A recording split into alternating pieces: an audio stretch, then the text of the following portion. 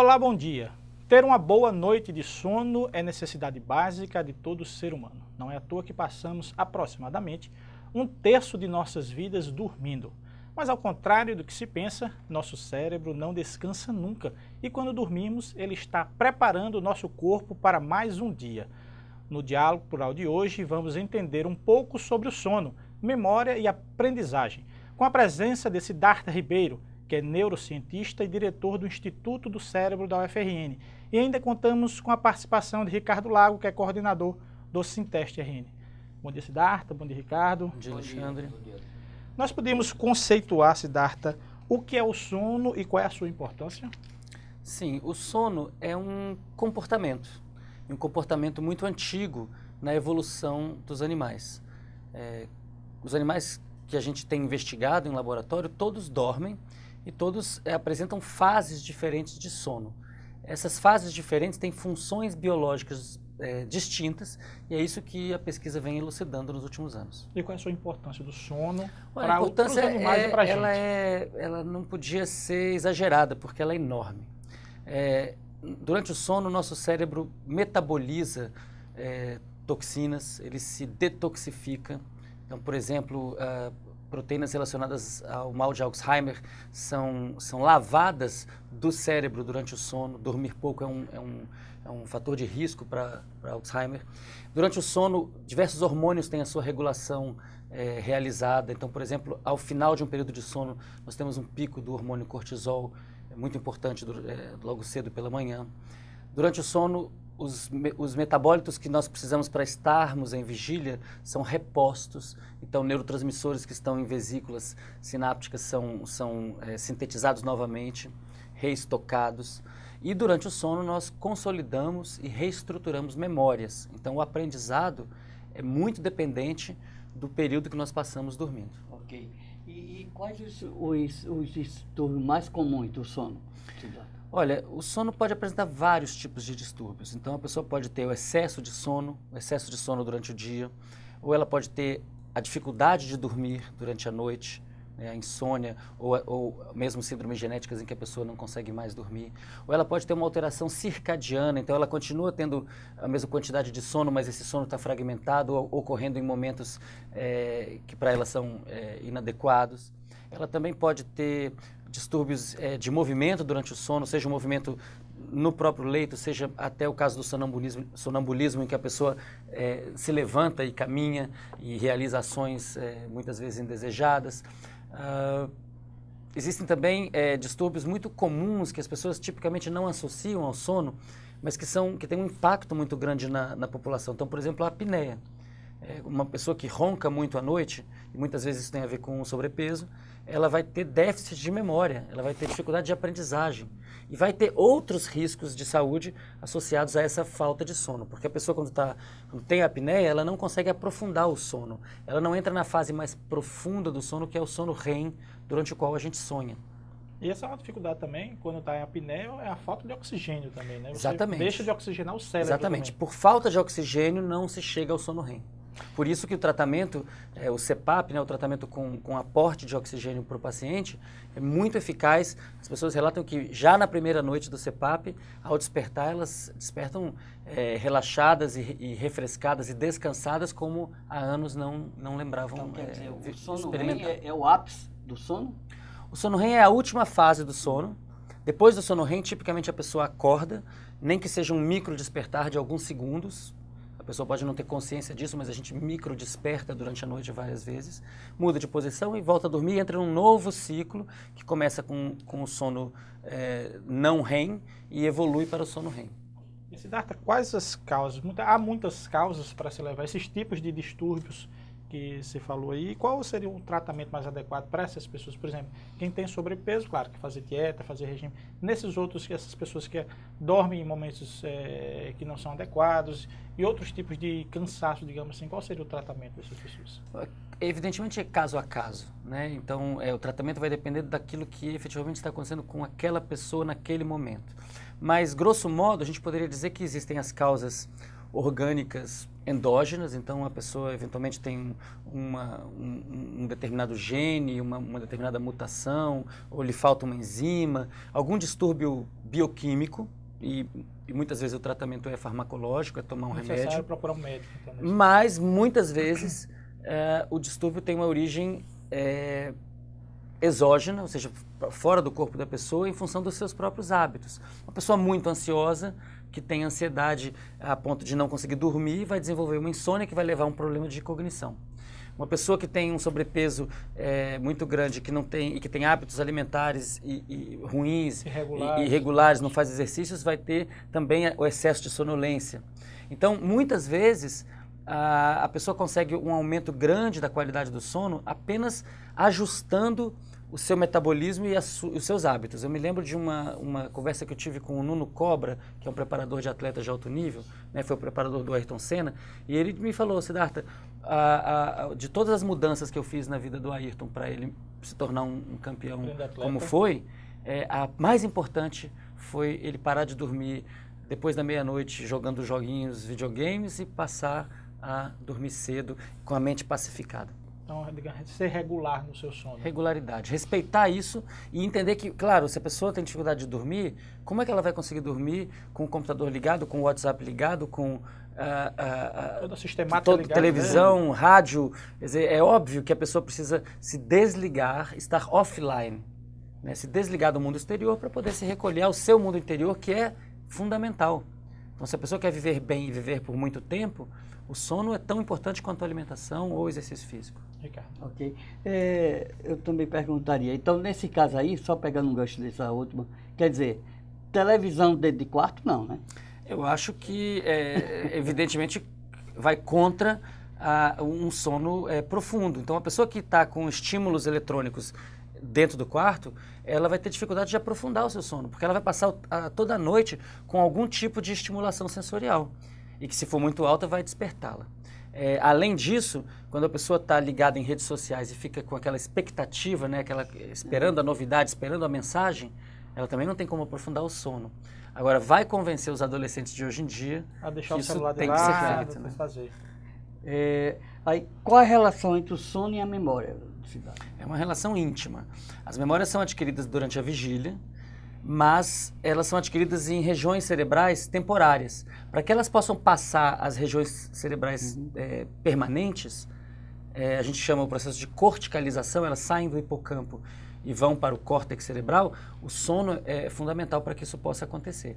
Então, nós temos estudos mostrando, inclusive em escolas, estudos realizados aqui no Rio Grande do Norte, em escolas estaduais, municipais, que mostram que o sono após o aprendizado, ele não aumenta a quantidade de coisas que a pessoa lembra, mas ele aumenta a duração dessas memórias. Então, o aprendizado se torna mais duradouro.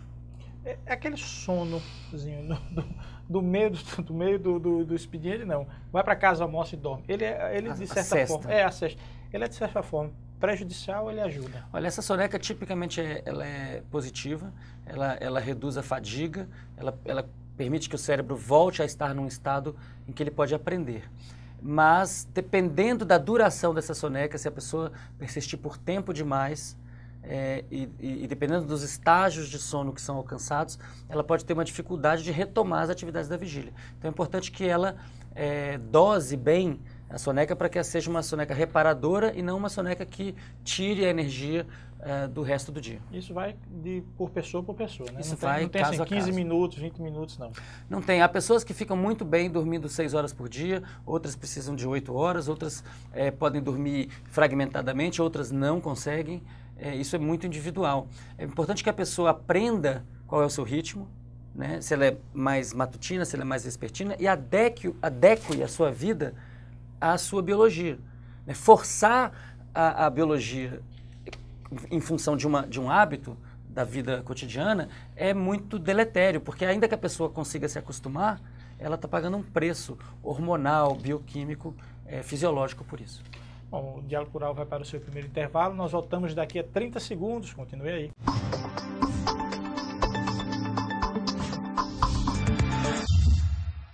Voltamos com o programa Diálogo Plural de hoje, que conversa sobre o sono, memória e aprendizagem, com a presença de Siddhartha Ribeiro, que é neurocientista e diretor do Instituto do Cérebro, e ainda com a participação de Ricardo Lago, que é coordenador do Sinteste RN. Siddhartha, no bloco anterior a gente falou um pouquinho, você falou um pouquinho sobre a questão das fases do sono, REM, não REM, assim. Mas como é que a gente poderia se aprofundar mais sobre, para que as pessoas possam saber que fases são essas? Certo. Durante a noite, um adulto, um ser humano adulto normal, ele experimenta 4 a 5 ciclos de sono. Cada ciclo de sono passa pela primeira fase, fase 1, passa pela segunda fase, fase 2, passa pela terceira fase e finalmente o sono REM, que é a quarta fase. Essas primeiras 3 fases, elas são na verdade um aprofundamento de um processo de lentificação das oscilações neurais. Então, se você estiver observando as ondas cerebrais durante essas primeiras 3 fases, a gente vai perceber que elas vão se tornando cada vez mais lentas e maiores. Isso significa que os neurônios estão se sincronizando. Ela é muito importante para nós consolidarmos memórias declarativas, memórias que eu posso declarar, um lugar, um evento, uma pessoa, alguma coisa que aconteceu. Tudo isso que eu posso expressar em palavras e declarar depende dessa região cerebral chamada hipocampo e é facilitado pelo sono inicial, essas primeiras 3 fases. Quando a gente entra no sono REM, que é a quarta fase, o cérebro fica muito ativo, os neurônios que estavam sincronizados e funcionando lentamente passam a se desincronizar e cada neurônio faz uma coisa diferente. E o cérebro, na verdade, fica muito parecido fisiologicamente com o cérebro acordado. Tanto é que os franceses chamam o sono REM, que é um nome americano, né, Rapid Eye Movement, REM, né, de movimentos rápidos dos olhos, eles chamam de sono paradoxal, porque é um paradoxo, um cérebro que está tão desconectado com o mundo exterior e ao mesmo tempo aparentemente desperto. E é por isso que a gente experimenta sonhos vívidos, como se estivéssemos de fato despertos. As evidências sugerem que esse sono REM, ele é mais importante para aquelas memórias que a gente chama de memórias de procedimentos, hábitos. Por exemplo, aprender a andar de bicicleta, aprender a jogar futebol, aprender a escrever, coisas que dependem de habilidade motora, tipicamente, coisas mais difíceis de aprender, que demoram mais tempo para aprender do que aquelas memórias declarativas, sim, mas que, por outro lado, uma vez que você aprende, você não perde mais. Também é importante lembrar que o sono REM está envolvido no processamento de memórias emocionais. Então, eventos que envolvem a sua emoção, alguma coisa que fez você ficar irritado ou que fez você ficar muito feliz, esses eventos são mais relacionados com o sono REM e mesmo com os sonhos. Quer dizer, a pessoa sonhando mais, quer dizer, sonha-se mais ou tem essa percepção quando chega nessa fase. Certamente. Quando a pessoa passa por um evento de alto teor emocional, ela vai sonhar com isso. Os sonhos são extremamente responsivos às suas emoções. E esse negócio de dormir pouco, quer dizer, ou você pula algumas fases ou você não consegue chegar lá. Se você dormir só a primeira metade da noite, você vai ter quase que apenas as primeiras 3 fases e muito pouco do sono REM. Se você dormir toda a noite, você vai ter na segunda metade da noite mais sono REM do que as outras fases. Mas é impossível você ter só o sono REM e não ter as outras fases, porque elas são a porta de entrada. Você então tem a primeira, a segunda, a terceira, o sono REM, acorda, nem que por alguns segundos, e depois continua de novo, repete o ciclo, repete 4, 5 vezes por noite. E o que é que acontece com o nosso corpo quando estamos dormindo? Então, até os anos 50, existia essa ideia de que o sono é alguma coisa completamente passiva, que o sono seria um desligar das funções fisiológicas. E como o Alexandre falou bem no início, na verdade a gente não descansa quando está dormindo, a gente descansa, mas trabalhando. O cérebro trabalha e o corpo trabalha para que você possa, de fato, se sentir renovado no dia seguinte. Claro que o foco da nossa pesquisa é um foco na função cerebral, mas todo o corpo se beneficia do sono, né? Tanto é que se você fizer uma privação de sono completa, a pessoa ela passa a ter termodesregulação, ela não consegue mais controlar a temperatura do próprio corpo, ela tem um impacto no sistema imunológico grave e isso pode inclusive levar à demência e à morte. Siddhartha, tem a possibilidade, por exemplo, os jornalistas, os editores, que trabalham mais sentados e trabalhando mais a mente, né, naquele trabalho. E chega ao final, às vezes você parece que levou uma surra, cansado. Você não fez exercício nenhum, Mas ali o seu cérebro, é essa porta de entrada, essa questão de você reutilizar o cérebro demais nesses ofícios, faz com que realmente o corpo sinta todinho? Com certeza. Na verdade, você fez muito exercício, só que foi o exercício cerebral. Mas o órgão que mais consome glicose no corpo inteiro é o cérebro. 70% da sua glicose vão para o cérebro. Então, na verdade, uma pessoa que passou por várias horas numa atividade intelectual intensa, ela está, de fato, e com todo o direito, fatigada. E essa questão do sono que a gente falou muito no primeiro bloco, a gente fala na questão do jovem, desconectar o jovem nesse mundo atual, nesse século atual. E a gente vê que às vezes os jovens não se dão bem nas provas, ou tem aquele jovem que é hiperativo, ou tem aquele jovem que talvez não tenha, os pais entendam que seja de uma forma e é exatamente o sono talvez que esteja fazendo com que ele seja daquela forma. Essa conexão entre o sono e a aprendizagem, exatamente nesse período aí, de não deixar de se conectar ou ficar à noite conectado, mesmo estando dormindo, traz essa dificuldade do aprendizado? Com certeza. E no caso da adolescência isso é um pouco mais complicado, porque se junta um fator biológico, que é um atraso de fase do próprio sono em função das mudanças hormonais da adolescência. Então, naturalmente, a maior parte dos adolescentes começa a dormir mais tarde e acordar mais tarde. Isso é, digamos, fisiológico. E somado a isso, você tem o fenômeno da internet, das mídias sociais, que faz com que estar conectado seja a única forma como as pessoas conhecem o viver. Viver desconectado, que é aquilo que nós, pessoas com mais de 40, sabemos muito bem, porque nós nascemos num mundo offline, né? Hoje em dia, para as pessoas que nasceram no mundo online, para elas é muito angustiante. Quando elas estão offline, elas não conseguem experimentar isso com prazer, como um momento para o descanso, para a introspecção. Elas experimentam isso com aquilo que os americanos chamam de fear of missing out, é o medo de estar perdendo alguma coisa. É só faltar energia em casa, e perde o Wi-Fi e o computador, e você vê como a vida fica tranquila. E como o jovem fica perturbado, querendo ter alguma informação. Eu acredito que o que nós precisamos buscar, porque é óbvio que a internet e as mídias sociais são uma coisa maravilhosa, uma invenção que veio para ficar e mudou a nossa vida já. Acho que é importante a gente aprender como utilizar isso da melhor forma. Então, por exemplo, a alimentação era uma coisa que há 10 mil anos atrás era um problema, não havia agricultura. Depois ela passou a existir. E hoje a gente tem que negociar o excesso de açúcar. Aprender a não comer excessivamente determinadas gordura, por exemplo. Mesma coisa com as mídias sociais. A internet é uma coisa fabulosa, mas se nós não soubermos nos relacionar com ela, se nós não soubermos falar, ok, eu estive online, conectado várias horas, agora eu vou ficar desconectado para fazer outras atividades, se nós não pudermos ter esse equilíbrio, a gente vai se engasgar. E por que bocejamos? Por que bocejamos? Na verdade, há várias teorias, há controvérsias. Durante o bocejo existe um resfriamento cerebral, uma estimulação da circulação sanguínea, mas a função do bocejo não está clara. O bocejo existe em várias espécies, ele é contagioso, esse contágio ele é cultural, ele depende de com quem você se relaciona, ou da maior familiaridade. E há várias teorias. Há teorias dizendo que é para evitar justamente a sonolência, porque provoca respostas metabólicas do corpo. E há outros estudos dizendo que tem outras funções que são mais ligadas mesmo ao contato social. Diz que quando você vê uma pessoa que boceja, daqui a pouco pode se preocupar que você vai bocejar também. Né? Sim. As pessoas O contágio é muito bem estudado, exato.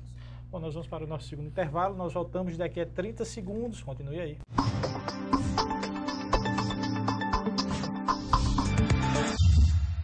Voltamos com o programa Diálogo Plural de hoje, que conversa sobre sono, memória e aprendizagem, com a presença de Siddhartha Ribeiro, que é neurocientista e diretor do Instituto do Cérebro da UFRN, e ainda a participação de Ricardo Lago, que é coordenador do Sinteste RN. Siddhartha, quando a gente às vezes está no sonho REM e a gente sonha, né, está caindo num precipício, um sonho mais efetivo. Isso quer dizer que é o cérebro que está nos alertando para alguma coisa? Bom, quando a pessoa começa a dormir e ela tem a sensação de que está caindo, eu acho que foi disso que você estava falando, que é uma coisa muito comum, a pessoa experimenta parece que ela foi largada de repente, tá, né, no vazio ao entrar no sono. Isso, na realidade, tem a ver com um descompasso entre regiões profundas do cérebro e regiões mais externas, como o córtex, e que não estão realizando os mesmos fenômenos ao mesmo tempo. Então, se o seu cérebro está acordado, mas a parte profunda já dormiu, os seus músculos já foram desligados. E esse desligamento dos músculos com o cérebro ainda acordado é a sensação de que a pessoa está caindo. Porque você perde, de fato, sustentação muscular. Você entra em atonia. Por outro lado, quando a pessoa está saindo do sono, se houver esse descompasso, o cérebro pode acordar e o resto do corpo não. E aí você não consegue, você acha que está paralisado. Então é o mesmo fenômeno, só que na entrada e na saída. É o descompasso tenta entre... acordar, mas não consegue se movimentar. Não consegue porque os seus músculos estão desligados. E aí você espera alguns segundos e aí eles são ligados e você consegue funcionar. Aí me vem o seguinte, porque a gente vê aí pela mídia, questão, que muitos são adivinhadores de sonhos, né? Que é uma coisa já antiga, até bíblico mesmo, né? Então, o que realmente é o sonho e qual o significado dele? Então, os manuais, os livros que são vendidos com chaves para interpretar sonhos são evidentemente, alguma coisa feita para enganar as pessoas. Porque o significado dos sonhos de um sonhador só pode ser decifrado pelo próprio sonhador. Ou por alguém com quem ele conversa com bastante intimidade, um psicanalista ou cônjuge, alguma pessoa que ajude a interpretar aquele sonho. Os sonhos têm sentido, eles têm significado, mas esse significado é muito particular da pessoa. É o que a pessoa está passando, então, você pode dizer, bom, eu tive um sonho que para mim é um pesadelo, mas para outra pessoa talvez não seja. Depende do que aquela pessoa viveu, né? Agora, a gente não deve cair no erro de achar que os sonhos não têm sentido. Desde Freud, a gente sabe que os sonhos têm muito sentido. Os sonhos têm tudo a ver com os nossos desejos. Quando você quer muito alguma coisa, isso aparece nos seus sonhos claramente. Quando você quer muito evitar alguma coisa, também. Agora, na nossa vida de classe média contemporânea, nós não temos problemas graves. Não é como durante a evolução da nossa espécie, em que todos os dias os nossos ancestrais tinham que matar ou morrer. Então, quando você tem que matar ou morrer, os sonhos são muito claros. Uma pessoa que foi para a guerra, ela tem sonhos que tem tudo a ver com a sobrevivência dela naquele momento. Já uma pessoa que tem uma vida muito confortável e tranquila, ela não vai ter um sonho com um problema, ela vai ter 1.500 problemas pequenos. E aí o sonho vira uma coxa de retalhos cuja interpretação é difícil. Siddhartha, isso é o problema, isso que traz também, por exemplo, a pessoa que sonha que é um trauma, o sonho, e ela não consegue dormir. Então, o problema não é tratar o sonho, mas é tratar a causa que está levando essa pessoa a ter esse sonho, esse pesadelo, e não deixando dormir, não é isso? Exato, né? Os pesadelos repetitivos são um sintoma muito sólido do trauma, da síndrome de estresse pós-traumático. O sintoma não é a causa do problema, embora o sintoma em si incomode. A pessoa que tem pesadelos repetitivos, ela passa a ter muito medo desses pesadelos, às vezes não quer nem dormir mais por causa disso. Mas eles estão apontando para um problema, que é uma memória, digamos assim, uma cicatriz, uma memória que é uma cicatriz de alguma coisa muito ruim. E isso pode e deve ser tratado. Tem várias técnicas para tratar essa memória, digamos, defeituosa. Uma vez que isso é tratado, a pessoa se livra dos pesadelos repetitivos. Siddhartha, você fez uma pesquisa com escolas sobre a questão do aprendizado e do sono. Como é que você deu essa pesquisa e quais foram os resultados? Nós fizemos, há 10 anos, na verdade, estudamos o uso do sono ou do cochilo no ambiente escolar para aumentar o aprendizado. Então, a pessoa aprende e, em seguida, ela dorme e nós queríamos saber se isso poderia aumentar a quantidade de memórias adquiridas ou a duração dessas memórias. Nós realizamos essa pesquisa em diversas escolas, Vanderlei Berilo, Egésipo Reis, Luiz Gonzaga e várias outras. E o que nós verificamos é que a quantidade de itens memorizados no grupo que teve acesso a essa soneca não é maior do que a quantidade de itens memorizados no grupo de alunos que não teve a soneca. Mas a duração dessas memórias é maior. Então, se você faz uma prova 5 dias depois da aula no grupo que dormiu, a retenção é a mesma 24 horas após o aprendizado, mas no grupo que não dormiu, não. Então, o que nós estamos hoje investigando é se nós podemos usar o sono como uma tecnologia barata que pode ser escalada para contextos e geográficos cada vez maiores, num país em desenvolvimento como o Brasil, para aumentar a duração das memórias adquiridas na escola. Porque, no fundo, esse é o grande problema da educação. é que mesmo as escolas boas e os alunos muito bons, que aprendem aquilo e vão bem na prova hoje, daqui a um ano, tipicamente, não se lembram de quase nada.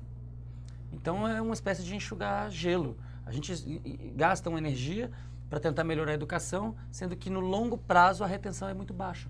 Nem sempre aquele CDF de hoje vai ser o CDF de amanhã. Geralmente não. Geralmente, quando a pessoa se especializa em fazer provas, ela também tem uma amnésia pós-prova. Ela já se livrou daquele conhecimento para fazer a prova. E isso é tudo que a gente não quer para formar, digamos, uma elite intelectual, pensante, cultural nesse país, pensante nesse país. Que até, por sinal, só pegando um gancho aí do que você falou, criou-se até um hábito na época de vestibular, que hoje é totalmente... A contextualização é totalmente no Enem, né? Mas existiam até macetes, né, de aprendizagem. Quer dizer, o aluno praticamente era encarregado aquela decoreba, passou dali, ele não aprendeu, ele decorou para aquele uso. E o perigo, Siddhartha, até com o Enem, hoje que se faz, são os alunos tentando estudar até mais tarde, porque a competitividade se torna muito grande, tem que passar no Enem, tem que passar nos vestibulares, tem que passar no concurso. E aí, aquele aluno que pode ser até o CDF, que estuda bem, tendo esse período de sono encurtado, ele pode se prejudicar. Com certeza. Então, a troca do sono pela vigília para estudar tem benefícios de curto prazo e malefícios de longo prazo. Mas se a pessoa exagerar, vai ter malefícios, inclusive no curto prazo. Aquele aluno que é muito bom e resolveu virar à noite estudando para tirar 10 na prova, às vezes ele vai mal na prova porque chegou lá fatigado, estressado e às vezes tem até um branco de memória. Chegou lá dormindo. Ricardo. Então, baseado nisso aí que você falou, quer dizer, nós vemos o quê? As pessoas usando mais o tempo dela para fazer outras atividades, né? Até mesmo a questão de trabalho, de estudo, né? E dormindo menos. E existe aquele negócio, como já foi falado aqui, que aquele negócio, não, tem que dormir 8 horas, como fosse uma regra, dormir 8 horas, tudo bem, então eu posso agora enfrentar o dia. Mas mesmo assim, uma pessoa que dorme mal, tá? Ou mesmo o que acarreta para justamente até o desenvolvimento das crianças. Não, a falta de sono, ela vai desde os déficits cognitivos até a dificuldade de crescimento, porque durante o sono o hormônio de crescimento é liberado. Então, certamente, a criança ter pouca disponibilidade de tempo ou espaço para dormir é um risco para o seu desenvolvimento, para a sua cognição, tanto quanto ela, por exemplo, não ter acesso à alimentação. Siddhartha Ribeiro, que é neurocientista e diretor do Instituto do Cérebro da UFRN, obrigado pela sua presença aqui. Muito obrigado, Alexandre. Obrigado, Ricardo. Ricardo Lago, que é coordenador do Sinteste RN, obrigado também pela sua presença aqui no Diálogo Plural. Estamos sempre à disposição.